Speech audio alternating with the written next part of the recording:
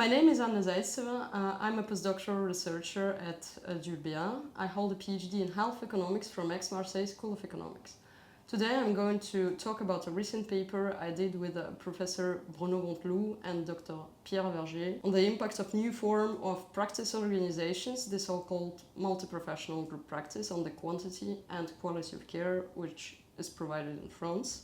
Briefly, our results suggest that MGPs have the potential to improve the quality of care while they do not specifically enhance their capacity to accommodate more patients.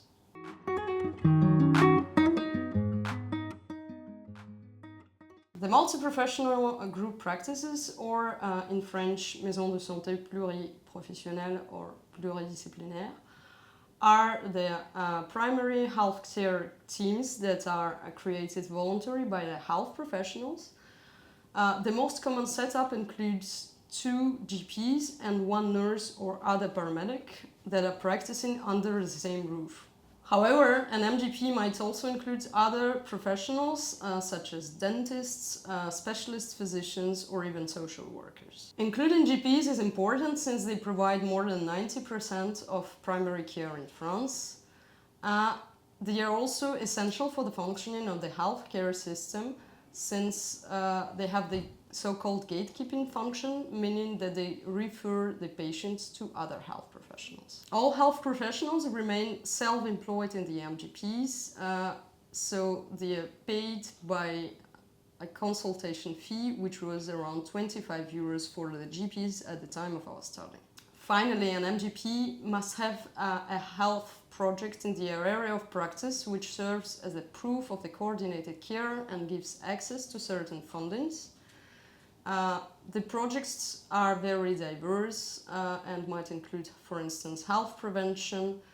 So you might think about the team of 2 GPs and 1 nurse that I mentioned before that is participating in Stoptober or in Dry November, so in tobacco smoking prevention or alcohol drinking prevention. The idea of this type of primary care teams is to leverage the experience of different health professionals and improve the quality of primary care in the practice area.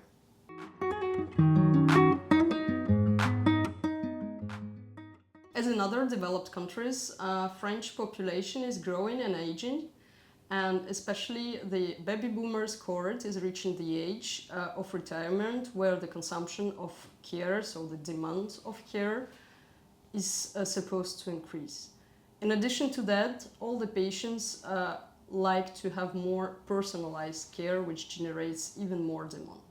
On the supply side, as in other OECD countries, the GP density is steadily declining since the beginning of the years 2000. This is mostly due, once again, to the retirement of the GPs of the baby boomers cohorts. In addition to this, generational change and feminization of the profession led to research of better work-life balance, which leads to lower healthcare supply. As a result, there are currently not enough GPs to meet the population needs.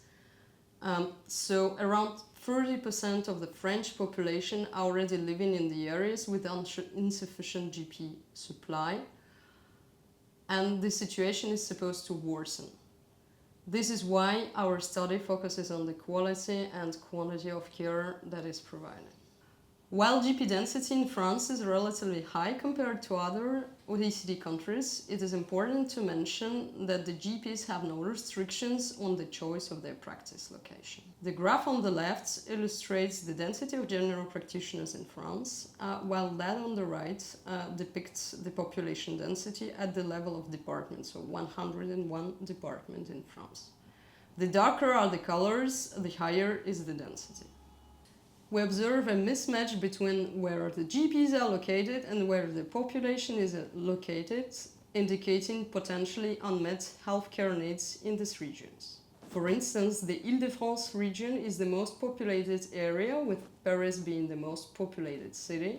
However, only the downtown Paris has enough GPs, while the suburbs struggle to retain and recruit physicians. In contrast, many GPs practice in the south of France as well as along the Atlantic coast. One of the Public policies that deal with the current GP shortage is the so-called doing with less strategy, meaning that health professionals that are already practicing in the area are reorganized to achieve better care. The MGPs are one of the key policies that were greatly promoted by the French health authorities in the past years. Launched in 2007, they are greatly popular among physicians. However, few studies point out the efficiency gains of MGPs in France, such as accommodating more patients, and evidence is mixed for similar type of practices in the international literature. We use survey data on French self-employed GPs that is representative of their age, gender, location in low-density area of practice, and their workload that was collected between 2019 and 2020.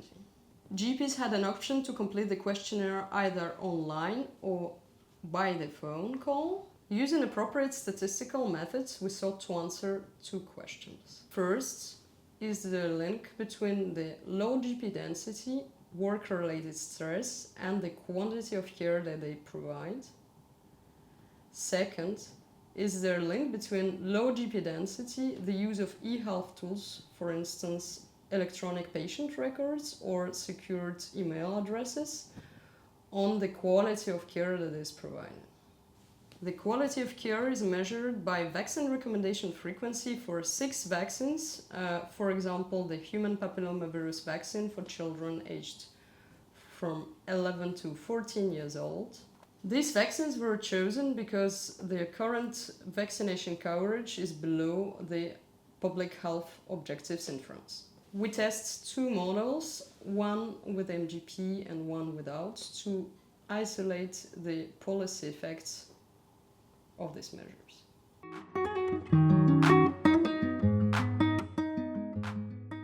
First, we find that low GP density generates higher level of work-related stress and leads to lower quantity of care provided.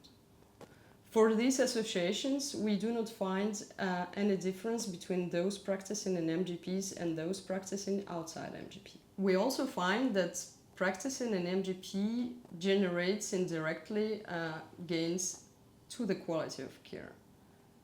So, lower GP density leads to higher engagement of GPs into the MGPs, then in turn higher use of e-health tools, which finally leads to a greater level of vaccine recommendations, so greater quality of care.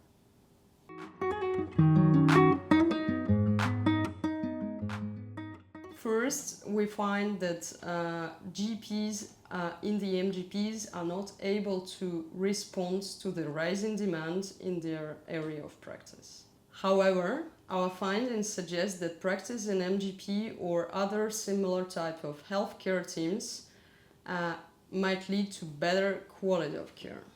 Therefore, we believe that the development of these type of practices would be beneficial to the patients living in the underserved areas. If you want to know more about this paper, the working paper is available on the Dulbea website. Check it out.